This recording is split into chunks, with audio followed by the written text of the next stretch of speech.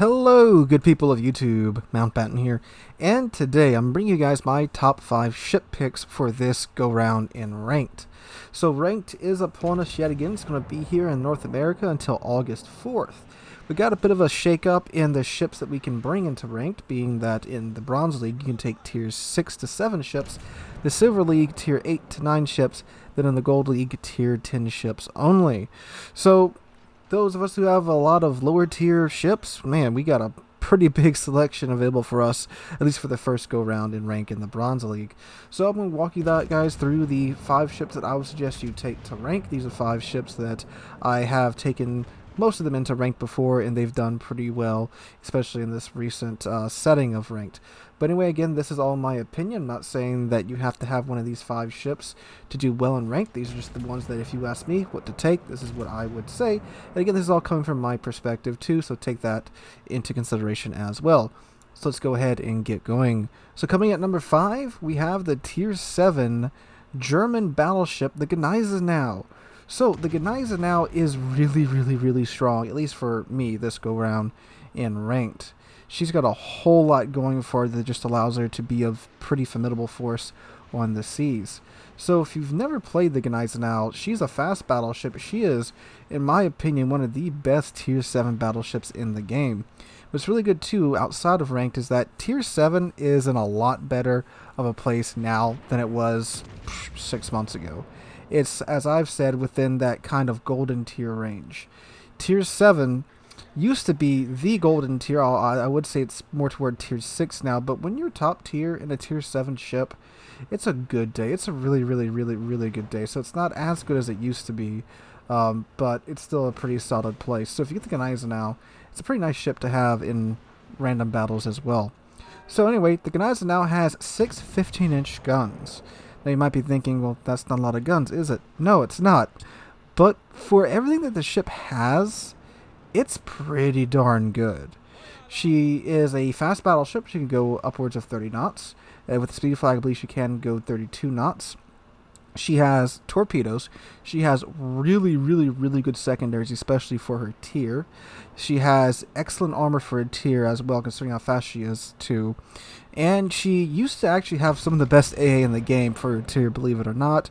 She still has decent-ish AA today, but I mean, again, AA is what it is. And of course, she has that fighter or spotter consumable on top of that as well. She doesn't get hydroacoustic search, so I mean, if she had that, she would have literally every single gimmick that the German battleships get. So all this on one ship in a mode that's capped at tier 7 means that the Gneisenau can really do work in ranked. With her 15-inch guns, you can overmatch a lot of the ships that you are going to be seeing in ranked. Her secondaries too, they're all 128s. They're not the 150s and then with the 105s that the Scharnhorst gets, her premium counterpart.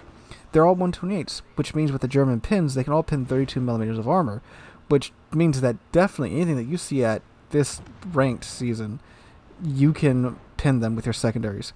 And they were quite good. They got a bit of an accuracy and a range buff when the Commander rework came out.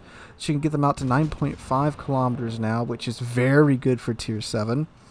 And again, out on top of that too, those 15-inch guns that can overmatch the bows of most of the ships that you're going to see, those are really sweet. And the German battleships got that bit of an accuracy boost when the ellipse of their guns got changed to more toward the American ellipse, which means that with the Gneisenau you can actually hit what you're aiming at. If you played the Gneisenau before that buff came out, it was absolutely terrible accuracy wise, but now you can definitely hit what you're aiming at. And the way I've been doing with Gneisenau in ranked is that just absolutely finding a flank that's missing out on their destroyers and then going for it, and it's working very well. Obviously waiting to push up with the team. You can't push up too fast with the Gneisenau because you will get in trouble. The ship is just so freaking fast that if you do go a little bit too soon, you're going to be left high and dry, so you got to kind of hold back, see where their team's going. There's no DD around. It's just a couple of cruisers and their battleship. Go for it, and it does work. It's amazing, especially if you're very good at brawling or have played a lot of German battleships. You'll do fantastic in the Gneisenau. And if you have Lucians and put him on the Gneisenau for this go round in ranked, you're going to do very well because, again, with his secondary battery expert skill, whatever it's called, when you get 100 secondary hits, they get a 15% buff to their reload time. And if you're playing very aggressively in the Gneisenau, you can easily get that off, especially with her new secondary. So, yeah, she's great. I would highly recommend you guys take her out into ranked. A lot of people were saying Scharnhorst, and I mean, I can see Scharnhorst, but I mean, the Gneisenau's just this is like the Gneisenau's thing. Smaller maps, smaller teams. The only CVs you can run into are tier 6 CVs, and your AA is generally good enough to deal with that. So she's been doing fantastic for me, and I'm actually about to get out of bronze. I'm kind of sad because I won't be able to play her in ranked anymore after I get out of bronze. So yeah, Gneisenau, great choice in my opinion. Let me know what you guys think about her in the comments down below. On to number 4. Number 4 is the tier 7 premium American cruiser, the Atlanta. A lot of you are probably going, what? So, the Atlanta, not the first ship I would have picked to take to ranked. But after playing her a little bit in ranked, I can see why. Because she is quite the fearsome little... It's like an angry chihuahua. I mean, if you've ever run across a chihuahua that's just pissed off, that's what the Atlanta's like. With her insane amount of guns, insane fire rate, she can easily melt down most of what she comes across as long as she doesn't get spotted. If she gets spotted, it's going to suck. Now, the thing is, too, we're capped at tier 7, which means that most of the battleships you're going to run across this go round in ranked, their guns aren't all that accurate. So if you're good at playing American light cruisers, hiding behind islands, staying out of sight, and just being an annoyance, you're going to do very well in the Atlanta too. Add into that too that any DD that stumbles across you is pretty much dead. Like, mega dead. Not many tier 7 to tier 6 DDs can survive an encounter with the Atlanta.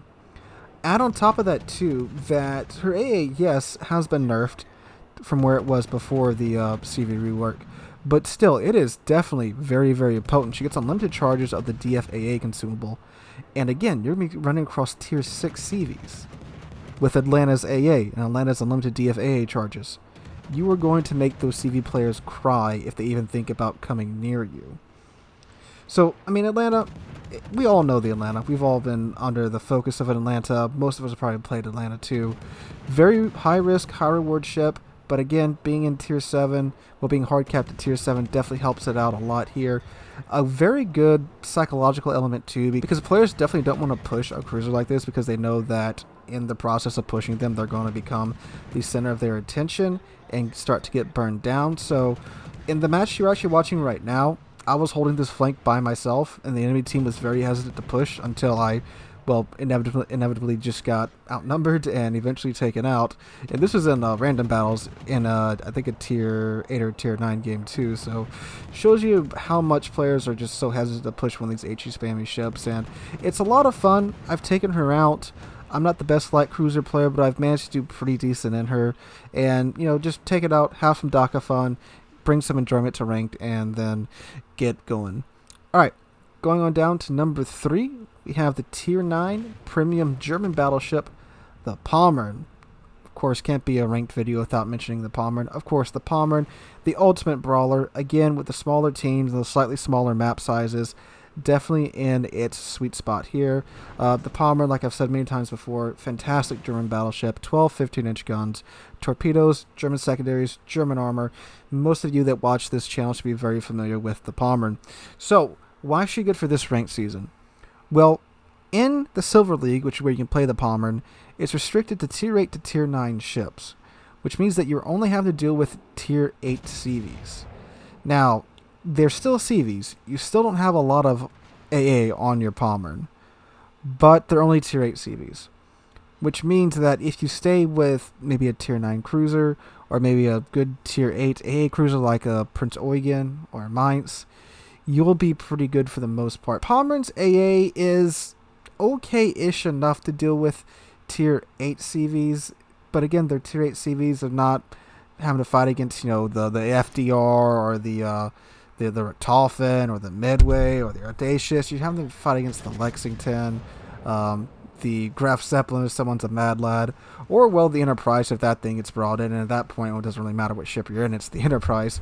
But anyway, so you got that going for you, and again, just all the pros that we talk about so much with the Pommern, the great secondaries, the great armor for close-in fighting, the torpedoes, and again, if you have Lucians, put them on Pommern, you're going to have a blast in her, because Pommern's secondary, she's got even more than the Gneisenau does.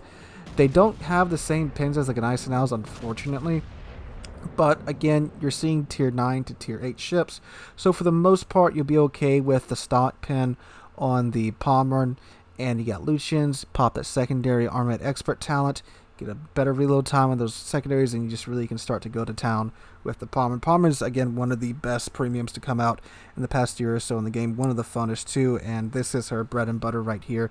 These smaller game modes with smaller teams where it's a lot of close-in fighting, for the most part at least, especially since you're fighting tier 9 to 8 ships, not in a tier 9 to 10 setting. But anyway, moving on down now to number 2, we have the tier 10 Soviet cruiser, the Petropavlovsk. Of course, I mean, this is one of the toughest ships in the game right now. And if you want to rank out in ranked, pretty good idea to use this ship. So the Petro, like we talked about a few days ago, is an extraordinarily tough cruiser.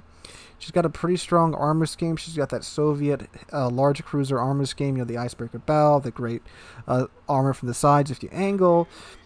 But unlike the Stalingrad and the Moskva and a lot of the other Soviet large ships, she does not sit up out of the water at all, really. She's just one really, really bad wave away from being a submarine. And since she sits so low in the waterline, her citadel's nice and hidden away. So if you're good at playing large Soviet ships, again like the Stalingrad, Moskva, Kronstadt, Kremlin, you know how to play this ship, except it's harder for this ship to be punished. Add on top of that, too, that the profile of this ship makes it pretty difficult for CVs to deal with it. It's so thin that ships like the MVR and the Halkuru that use AP dive bombers, they're going to miss most of their bombs on you. Talk about the Richthofen too, she sits so low in the waterline that she can't really get hit by the Richthofen's AP rockets. I mean, you might get a Citadel or two, but it's going to be a far cry from if you did the same run on something like the Moskva or the Salem or the Des Moines. Add on top of that too, speaking of Des Moines, for whatever reason, the Petropavlovsk, even though being pretty much a supercruiser, doesn't get supercruiser burn time. She still gets the 30-second burn time of the normal cruisers. So while HE is the only way to defeat her, she doesn't suffer from the 50-second burn time that the Stalingrad and the Kronstadt and the Alaska and the Puerto Rico does. She gets the normal cruiser burn time, so that's great for her too. And then add on top of that too, she still gets DFAA. Now, is this an AA ship? Absolutely not, but she still gets DFAA, so she can make CV's lives that much more miserable. Then, we haven't talked about her guns yet. For her guns, she has some fantastic, fantastic Soviet guns, where when you're close in and the shells hit, the AP on these shells are pretty nutty. I'm not sure if it's played yet or not, but I, for some reason, or some way, or somehow, Citadel this Yamato through the turret with the Petro. Now, I'm not saying you can do that normally in the Petro. You can't. Just a very wonky thing. I don't know if like the shell hit the turret, then just ricocheted straight down through the deck into the Citadel, or what, but yeah. And again, that's not a normal representation of the Petro's AP. That's just a really wonky salvo. But the Petro's AP, no joke, is really good. The issue is her accuracy at range is not there. From about 12 kilometers out, good luck hitting anything. Well, you hit it with a shell or two, but it won't be enough to do much to the ship unless you get a really good salvo out of it. That's why I normally shoot HE at longer range targets, because at least at that range, you know, I can still start a fire on the ship. But from like 13-ish kilometers in, AP all the way. This thing's got some great pin angles. Unless the ship's straight bow onto you or very steeply angled, you're probably going to get a pin or two off of it at least per each salvo. And when you do get those juicy angles on the ships, the AP on the Petro absolutely just chews through whatever it is it's fighting. So great ship for ranked, very tough ship to deal with. You can definitely be a fantastic tank for your team with the Petropavlovsk, and it's a tech line ship, so anyone can get their hands on it. Alright, coming in at number 1, it's just what I said last time. whatever ship you are comfortable in. Ranked is all about skill. You will have to carry your teams if you want to rank out. Anyone who plays ranked, anyone who's ranked out will tell you that. You're going to have to carry. So you need the ship that you are most comfortable in, the ship that you've had the most battles in, the ship that you have the most experience in, the ship that you know what angles you need to be at to prevent your ship from getting blacked, the ship that you know what angles your guns can or cannot pin a ship, the ship that you know all of its quirks and features, all of its strangeness, and how to prevent your death in it for the longest time possible. That is a ship that you need to bring to ranked. It's all about skill, so you need the ship that you have the most practice in, the most experience in, the most battles in, and the ship that you have the most skills in. It doesn't matter if it's something that people say it's out of meta. If you're a fantastic Republic player, take Republic. If you're a fantastic Alabama player, take Alabama. If you're a fantastic Mutsu player, a fantastic West Virginia player, a fantastic Dallas player, a fantastic Arizona player, whatever it is, just bring it to rank, because that is what you need to help your team out. So it doesn't really matter if you take a ship that you hear is broken all the time, is overpowered or whatever. If you don't have the skill to back that ship up, does not matter at all. So guys, take what you're comfortable in and go rock it in ranked. Hope you guys enjoyed today's video. If you did, make sure to drop a like, leave a comment, and subscribe to the channel. We will start giving away the ships for the 25,000 subscriber giveaways starting tomorrow. So make sure you go back and check your comments on last Tuesday's video. See if you won one of the ships. Again, we're going to do one a day for the next 5 days. So make sure to keep checking your comments, boys. Hope you guys enjoyed today's video. If you did, make sure to drop a like, leave a comment, subscribe to the channel. On our way to 30,000 subscribers. Not 35 just yet. Getting a little ambitious there. On our way to 30,000 subscribers. You guys are awesome. Cannot thank you guys enough for that. Hope you guys are having a wonderful day. Hope to catch you guys in the next one.